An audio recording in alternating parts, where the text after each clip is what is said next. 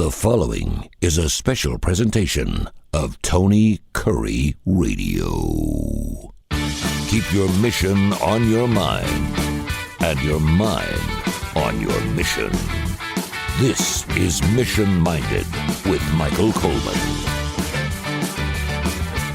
And welcome back to another Mission Minded. Keep in mind your mission on your mind. He is Michael Coleman, the CEO of the Heart of Alabama Food Bank. By the way, we've done, 150, 160 of these. I think we're finishing probably 200. Yeah, and fantastic. They're really, really good. They're catching on. A lot of people have heard some of the most frequent ones, and of course, recent ones. They go back and listen to ones in the past, and they're all up wherever you get your favorite podcast, available wherever you get your Tony Kurre Radio podcast. And of course, we also have other podcasts, including one called Bite by Bite, which is another one I do with you that specifically talks about the need for food inadequacies and more through the Heart of Alabama Food Bank and Feeding America. Yeah. We'll do that coming up after the show as well. First of all, how are you doing? It's been a little chaotic out there. It's kind of crazy in this world right now. Would you not agree? Yeah, I think, it's we're not in the heart of that, thankfully. But we have several colleges here in Alabama, and we have little snippets of some of the campus unrest that's going on, the pro-Palestinian protest, and with the election cycle and the Trump trial, and it's going to be like this until after the election, and probably a few months after. Someone disagree with you and say we are in the middle of this. This is about as crazy as it gets. I didn't realize there's something called the Carnegie Endowment for International Peace Protest Tracker. Have you seen this? Oh, I have not. It's an actual website through Carnegie. And it tracks protests around the world. Currently, over 700 significant anti-government protests have erupted worldwide. This, by the way, was on April 10th. So just imagine what we've done since April 10th. So it's about a month old. 147 countries have experienced a significant protest of some sort. 18% of protests have lasted more than 3 months. Very exciting, very exuberant, very scary. Just depends, I think, on what your age is and what your belief is on. I much like the war itself in Israel and Hamas and the Gaza Strip. There is no easy answers. This was something that was long in the making. It feels a little like a marriage to me. And obviously, we don't know. I can't sit here and talk about politics. I've got a good an idea of how we got to this point, but it is something that's been unrestful for a long, long period of time. It was just a matter of time, and I think it's even forethought in the Bible to some extent. But we have a lot of young people out there, 18, 19, 20-year-olds that are obviously protesting. Now, I know there's a lot of people that will make the point that 40% of all the protesters have nothing to do with this particular fight. They just want to unjust. They just want to be chaotic. And for whatever reason, whenever you have something like this, there are going to be factions of other people that have nothing to do with this particular situation, but feel the iron's hot, and maybe I can further my agenda because there are so many people here. So you show up there, and next thing you know, there's food trucks, and I mean it's gotten out of control. What are your initial thoughts based on your age, based on what you've seen in your life, based on your historical references, what you know about this country? It was formed on these protests. We had the Boston Tea Party. We can go back through history and see that it's been like this for a while. There haven't been a lot of times in the United States or really in this world where it's just been plain peaceful, where it's like, wow, this is a really good time to be alive in this world. There's always something going on, but does it make you uncomfortable? Does it give you pride? What does it do for you? Well, we do have a long history in our nation of protest, and it's something that's really comes with freedom. Is you're going to find people standing up for issues that you may not see eye to eye with them, but we certainly have the rights to do that. What I see that's happening now on college campuses is a little bit like we saw back at Vietnam, and that was really before my time. I was born during Vietnam time, but really was not privy to any of the protests that was going on. But going back and looking back and learning about that time and watching those videos, you would have people who seemingly did not, and this is not everybody, I'm not trying to paint everybody with a broad brush, but you would have a lot of college age kids. So they would come out of their homes, they were taught certain values, and they would want to rebel against that and exert their independence. And from a human perspective, we all understand that. They want to blaze their own trail. They don't necessarily just want to take on their parents' values, who may have been pro-war, pro-Vietnam. So they get out and they start protesting. The problem is that so many, and you really see this today, is where they have not taken the time to educate themselves. And so let's say, for instance, that you are pro-Palestinian. Mm-hmm. And that you feel like Israel is oppressing them. It would seem that it would be in your best interest, before you had a microphone shoved in your face, that you would kind of understand a little bit of the history, a little bit of what the Palestinians stand for. What are they after? And I don't want this to come across as some, pro-Israel, anti-Palestinian discussion, but just for a couple of things that really stand out to me. So one, you've had several gay organizations that come out for pro-Palestine, and you see them being interviewed, and then you say, okay, you do realize, are you aware that the policy that Muslims have and in Palestine is that if you're gay, they can throw you off the top of a building. Mm-hmm. And of course, we saw this happening in other Muslim countries. And then you see this look on the face, like, so you're doing something, you're protesting for a group of people that not only would hate you because you're gay, but totally intolerant. They would actually kill you. Yeah. And then you see where, when they're asked that and they're confronted with those facts, they go, no, I wasn't aware of that. And it kind of just takes the wind out of themselves. But that's what happens when we rush into defending something that, without really taking the time to research and understand it. But I get it from a human perspective. They're trying to find meaning. They're trying to find purpose. And so you've seen this throughout our history. Lots of times it's just that rebellion, that I'm going to hold on to something, and I'm going to let this issue define me. But the problem is, you get going down this road, as many that the war protesters did, and then you find out what you're actually defending, and it really does conflict with whatever core value system that you have, and you see that coming more and more, because I just heard today on a podcast I was listening to while I was driving, that these two students from Columbia were told, hey, they're protesting at NYU, because they kind of shut down Columbia. So they went over there and started protesting at NYU. And so somebody came up and said, well, what are you protesting for NYU about? And the girl goes, well, I'm not really sure. I haven't been told. And she turns to her friend, and her friend goes, well, we just kind of came from Columbia. I'm not really sure. And then she said, I really wish I was more educated on this. But they were there screaming and defending and not even knowing what it is they're defending.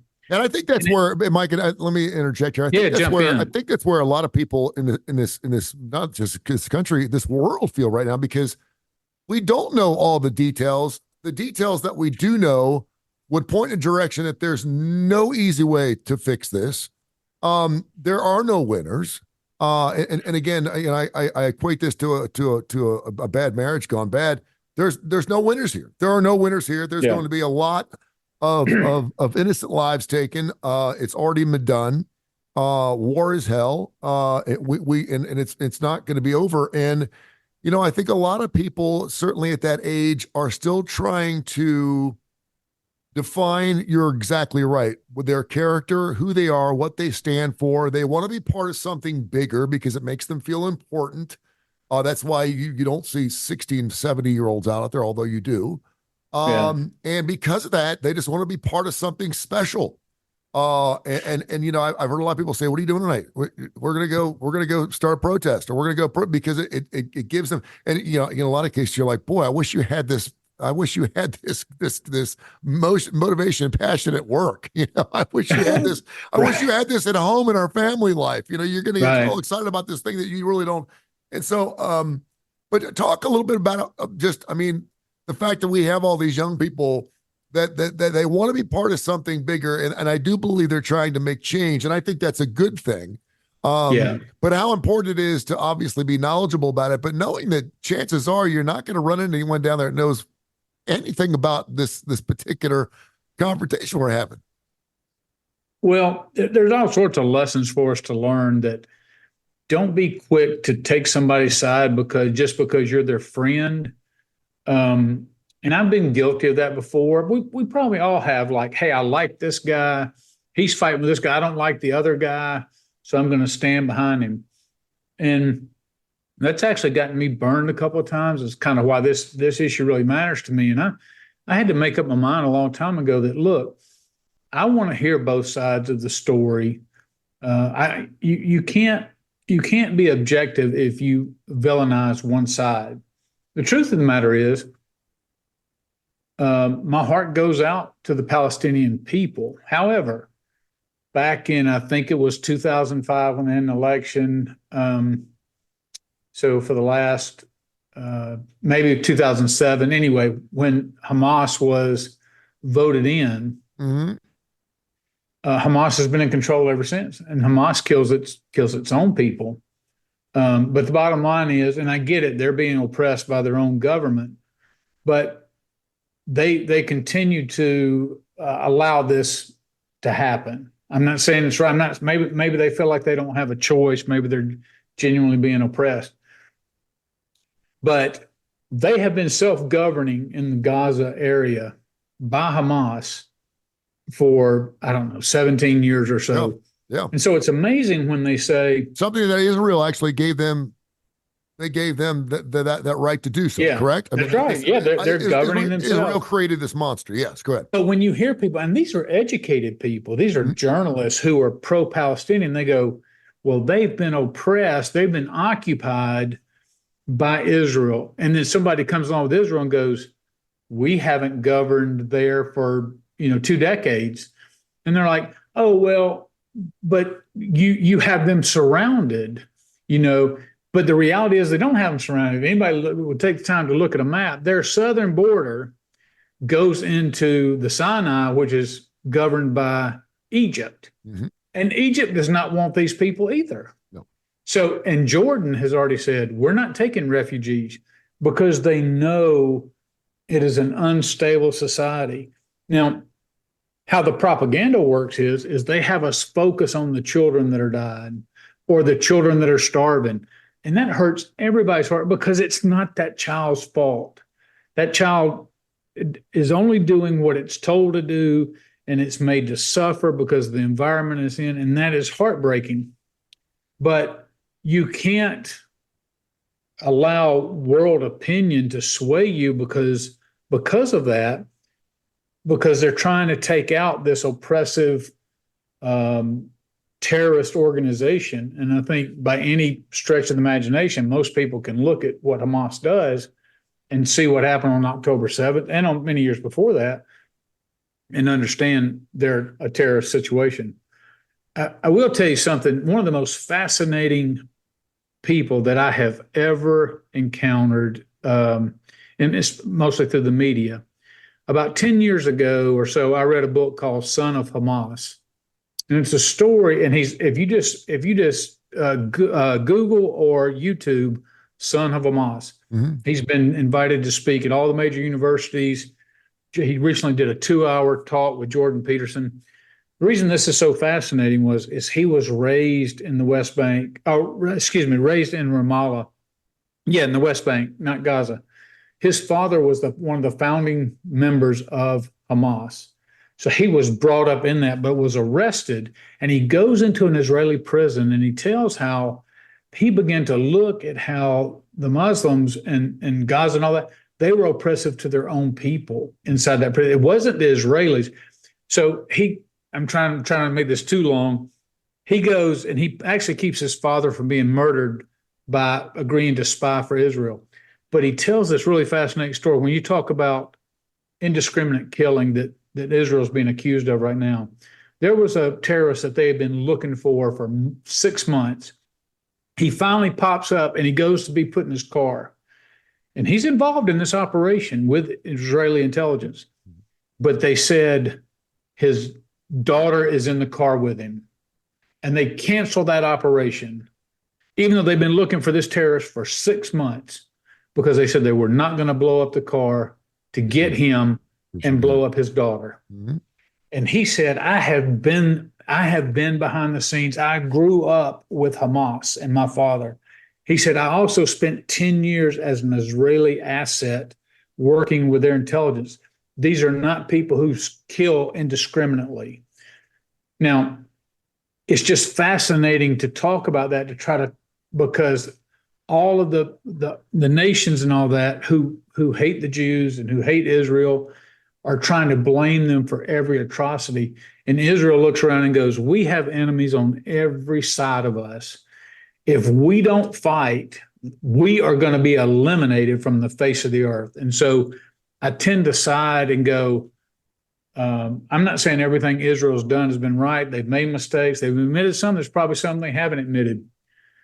But man, it's so easy for us when we're bordered by friends in Canada and a friendly government in Mexico and 2 oceans, mm-hmm. that we don't know what it's like, that our very survival depends on us fighting against people trying to kill us every day. And if we did, I'm not sure that the average American would not view the world exactly like the typical person in Israel views it today. I mean, you're basically living with a hornet's nest in your bedroom. You go to bed at night, you get a live hornet's nest in your bedroom, and it's just sitting right there, and you never know when someone's going to go up there and poke it, and next thing you know, you got a big problem. Talk a little bit about, and I want to get into the biblical aspect of all this in just a few minutes, and also talk about, would you hire a protester? But talk a little bit about, we've been on this earth long enough, and I didn't understand this growing up, but when someone's religious, and it doesn't even really have to be religious, but I'll say it for this case, religious ideology is so off the charts, but it is so believed by that faction of individuals. And, people that are willing to die, obviously, for their cause. We thought a life was worth something. It don't seem to be worth anything anymore. People are willing to go ahead and put, 15,000 gallons of gasoline in a van and die for the cause and run right into a thing. And that just seems to be nothing anymore. That's what we remember, the kamikazes. We used to think, wow, these people are crazy. Well, that's nothing now. People do that all the time. But when you're dealing with someone whose ideology is so set in stone and they believe it, we could sit all day long and explain to them why God is good and why we must live in love and not fear, and why do you live this way? But they know nothing else in their lives besides that way of functioning. Can you talk about that a little bit? And have you been around anything like that? Yeah, I will tell you. So a couple of things, and just going back to that example that I was sharing with the son of Hamas. He viewed the world he did because it was his only environment. Then he gets put over here and he begins to see something else. And now he has the ability to evaluate what truth is. Now, ironically, he ends up becoming a believer in Christ and a follower of Christ. And at the end of his book, he says the Israeli Palestinian conflict will never be resolved because they are not seeking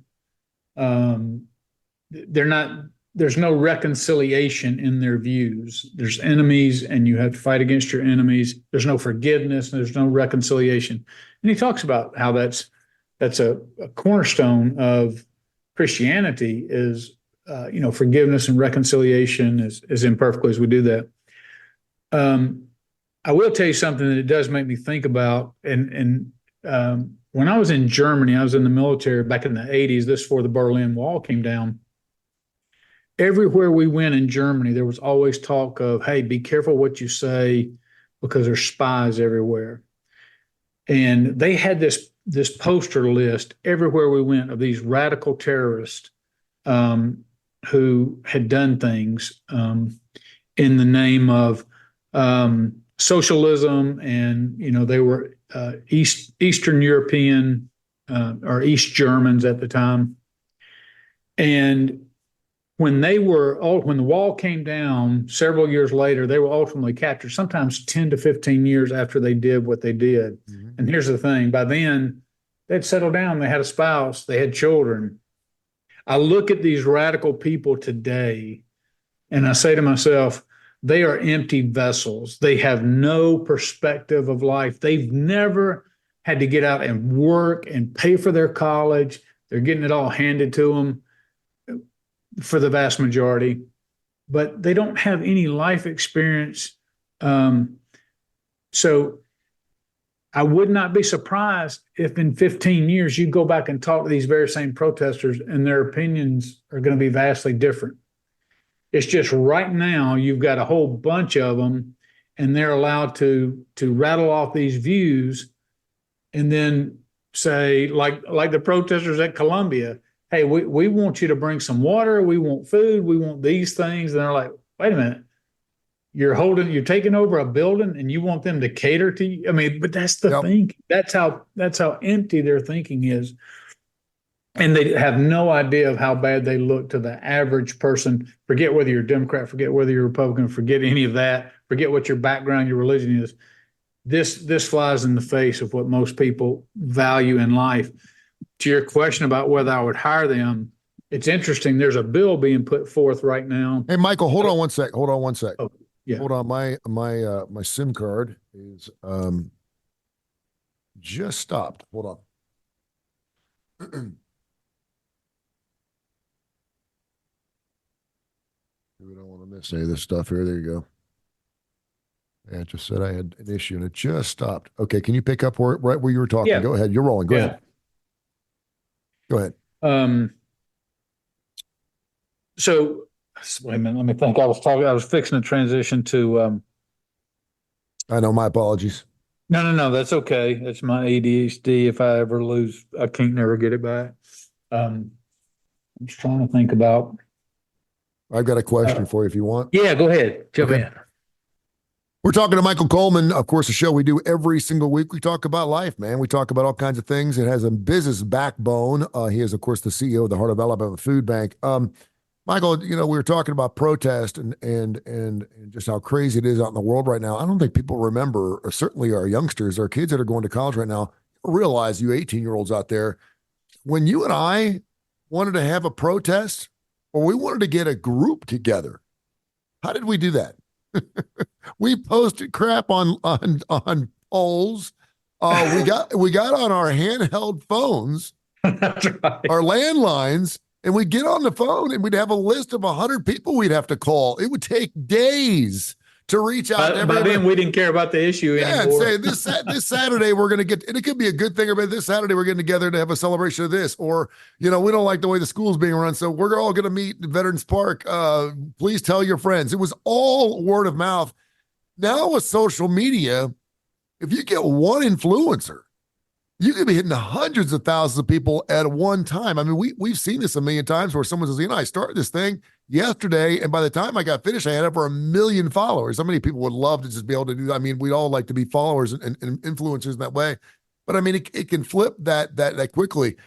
We, as business owners, look at everything when we're hiring people. Would you hire a protester? Sure. Well, I would tell you no. And because we do screen at times we'll look at somebody puts in an application. So let's say I get 20 applications for a job and we're going to interview the top 5, and that's just off their resume. This is without talking with them. But sometimes if we're like, hey, I wonder, I really got 8 here that may be good. We go look at their social media. And if they're shown partying, if they were shown out there doing a protest or something like that, they would absolutely because all that projects is trouble. I find it interesting too that part of the problem is they've never had any consequences for their actions. So they've trashed some of these universities, but let me back up just a little bit though. Okay. You go to someone's website, their Instagram, whatever, and you see pictures of them holding up signs or whatever, and it's all vanilla. It's not, there's not hatred, there's no anti-Semitic type of talk, but they are in a big group of people that's a no for you right off the bat. I mean, is it based on where you work, or I mean, because I'm kind of the same way. I kind of feel like. And I was going to ask you the question: what are these protests actually doing? What are we actually getting out of people protesting? Right. Are we actually moving the needle? And so would you not further that question? By the way, I noticed on your Instagram you were down at Lynn Park a couple of years ago for this LGBTQ thing. Whatever. Would you care to explain that a little bit, or would you not even question that? Well, no, I would try to understand. But if it was something that has gotten such national media attention as this, then that's kind of helped define it a little bit.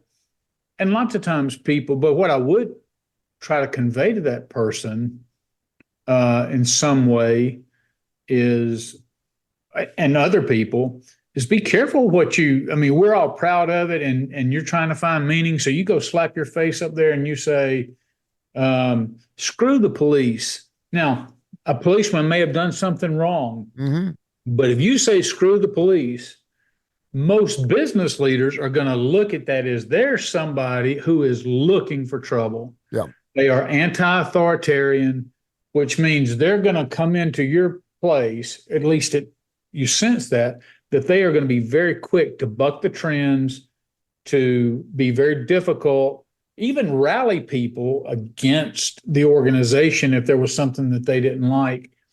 And so when you're looking at two people and let's say they're somewhat equal, you're like, well, no, I'm not going to take the one that I believe is going to bring in some trouble, because you can have an organization of ones that you've hired that you think are absolutely the best, and you still have people problems. Yeah. Those still exist, even under the best of conditions. You're not going to, and most people for legal reasons would say, oh, no, you can't do that. You can't. I don't care what they say for legal reasons. I'm talking about real humans looking at this and making a decision. They're going to say, this person has trouble. They don't have any resume to speak of. They've gone to a school. They've lived a very cushion life. Here they are. They're protesting. It's fine to protest. It's fine to speak up. You have the right as an American to do that. But that doesn't necessarily mean that an employer is going to look at that as an endearing quality. A lot of them look at that as, that's somebody I don't want anything to do with. And that goes back to these consequences. This is what's so maddening, is when it happens and you tear up your building, you take over a building, you tear it up, or you tear up your grounds. And I've seen the grounds when the police took everybody off, just how nasty it is. It looks like a bomb went off. So some of this, I was fixing to say a minute ago, and they're talking about no forgiveness. There's a bill going for no forgiveness of student loans for people who participate or who do things that are illegal. Yeah. So for the first time, these people who are just going out there and just, hey, I want my face on TV. I want to scream at you. I want to curse at you. I want to flip you off. I just want to be a rebel rouser. Now there might actually be some consequences, but certainly it would be consequences from when it comes time to employ you. Because if you're out there proud of that now, my guess is you're going to learn some hard lessons that life has to offer you when it comes time to start making your living. Certainly not to compare the two, because they're two totally different things, but it reminds me of the insurrection a little bit. It reminds me of January, because, I mean, everyone wanted to be part of this mob mentality. They wanted to be down there for the party, and half the people didn't even know what the hell was going on, or that anyone had been shot. And next thing you know, your face is all over TV and you're losing your job, and your wife's like, what the hell were you doing? What were you thinking?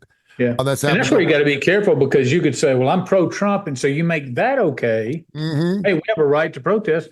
Well, these people are doing the same thing. So it can't be about it can't be about the cause. It has to be about our process and what we're portraying and what we're doing. Yes, you have the right to do. I'm not saying they have the right to do what they did on January 6th, but you have the right to peaceful protest. But when you go beyond that, and not only do you risk looking really dumb, which most of these college students are, because they're for the most part empty vessels, just minds of mush that have not yet been formed. But second of all, there's real life consequences. Now, I will begin to admire you if you say, I'm so passionate, I'm so anti-war, I'm so this. I'm doing this knowing that it may be more difficult to get a job, knowing that it may, because that's how our society is. But I'm so committed to this. I'm so passionate.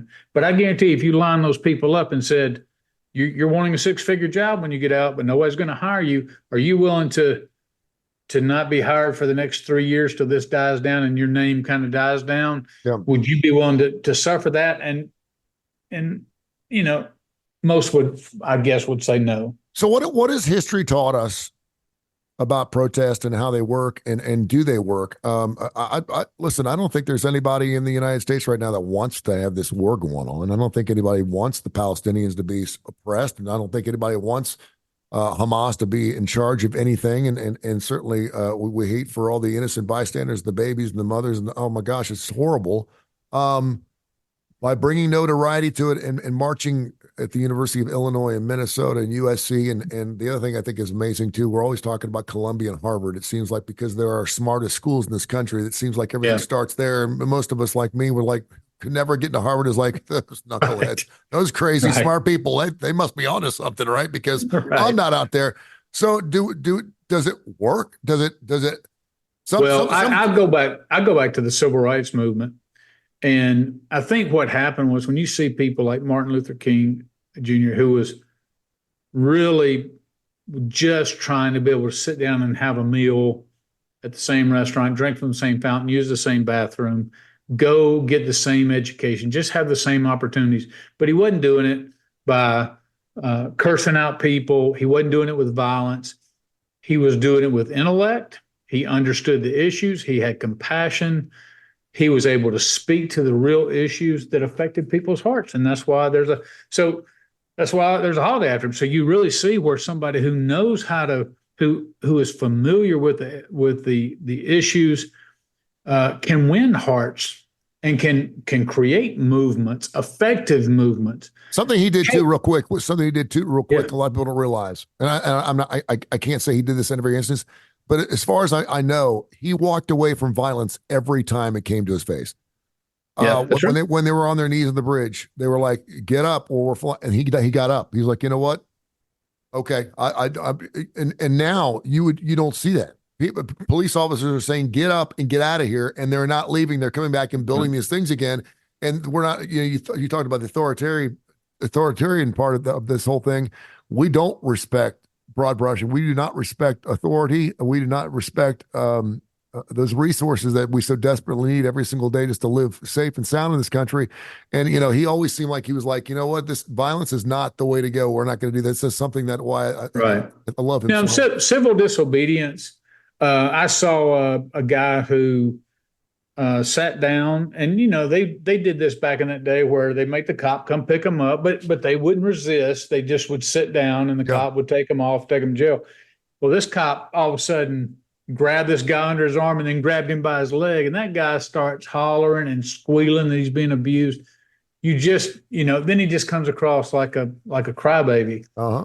They don't want to. They want to take over a building, but they don't want to do the tough things. And that's why I just have so much admiration for what was done. They were fighting for human rights. It won people's hearts and minds over. It was tough changing the South, but look at how he did it. And he changed the world because it was a righteous issue, but he did it the right way. So you got to have more than just the issue. You got to have the issue. Talking about what do we learn from this? You got to have the issue. You have to be able to articulate the issue, but you have to be able to live by your values and be consistent with values that will win other hearts and minds to what you're doing. If not, you're just going to come across like everybody. I think even people who are pro-Palestinian look at these protesters and say it's ridiculous. Yeah. You and I come from the same boat. We're firm believers. We're Christians. We believe that if you were born twice, you die once. And if you're born once, you die twice. And we believe that he's coming back. We just don't know when. There's not going to be any telltale signs. We know the horns are going to blast, and he's going to be here to take this earth back over. And we're going to have 7 years in the tribulation, the whole 9 yards. And I'm thinking to myself, what is God thinking right now that his home country of Israel, Jerusalem, everything that is near and dear to Jesus and our Lord and Father and Savior is going through, and for the most part has been, like you said, surrounded but for years. And I'm thinking to myself, man, if there ever was a time where he'd finally put his foot down and say, you know what, I've had enough. So it's his home city. It's his home. It's his home country. Does that speak to you? That. Well, you know what? You look at every generation, you would think, well, 6 million Jews are taken out. You would think, well, surely that would be the time. I mean, yeah. Every generation has its moment that we think, oh, could this be the end? Because we're like, but that's where we just have to live by faith, and we continue to go through life and try to be a blessing to others and love others and show compassion and try to give people a better example than, unfortunately, what the world itself is displaying right now. No doubt. Michael, thank you so much. You got any questions? info@TonyCurryRadio.net, info@TonyCurryRadio.net. Of course, we do our Mission Minded show. It airs at least 5 days a week here on the TKR app. It's fantastic. And of course, we're going to get Michael back on our TV show here, Kiefer and Curry show. We do a little show on Saturday mornings on television. Love to have you back on, as well as the community bank here of Central Alabama as well. We love having them on. But we thank you so much for your time this week, and make sure you listen up for Bone or Bite by Bite. I always want to Bone by Bone. I was thinking of my thing. I always want to say Bone by Bone. Hey, listen, if you don't help out, listen to Bite by Bite. We will only have bones left, so make sure you do Bite by Bite. It's coming up here next. Thank you, brother. Appreciate you. All right, enjoyed it. This has been a special presentation of Tony Curry Radio.